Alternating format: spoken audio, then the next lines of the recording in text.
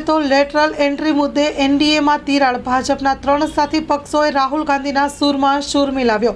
કેન્દ્ર સરકારના ટોચમાં સરકારી પદો પર પરીક્ષા વગર સીધી લેટરલ એન્ટ્રીથી પસંદગીને લઈને સીધો વિવાદ વધી રહ્યો છે.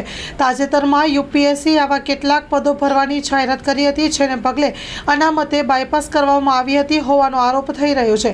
લોકસભામાં વિપક્ષના નેતા અને કોંગ્રેસના સાંસદ રાહુલ ગાંધીએ આ મામલે કેન્દ્ર સરકારને ઘેરી હતી. તેમણે જણાવ્યું હતું કે લેટરલ એન્ટ્રીથી સરકારી પદો આવી દેવાનો કેન્દ્ર સરકારનો નિર્ણય દેશને દલિતો, આદિવાસીઓ અને ઓબીસી પર સીધો હુમલો છે.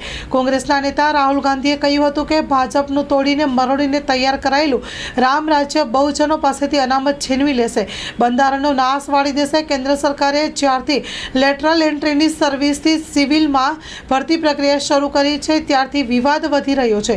રાહુલ ગાંધીએ કહ્યું હતું કે સરકારનું આ પગલું રાષ્ટ્ર વિરોધી છે. કોંગ્રેસ અધ્યક્ષ મલ્લિકાર્જુન ખડગેએ કહ્યું કે કેન્દ્ર સરકારના આ પગલા બાદ હવે ટોચના સરકારી પદો દલિત, આદિવાસી અને ઓબીસી કે ઈડબ્લ્યુએસને લોકો નહીં પણ આરએસએસના લોકોની ભરતી કરવામાં આવશે.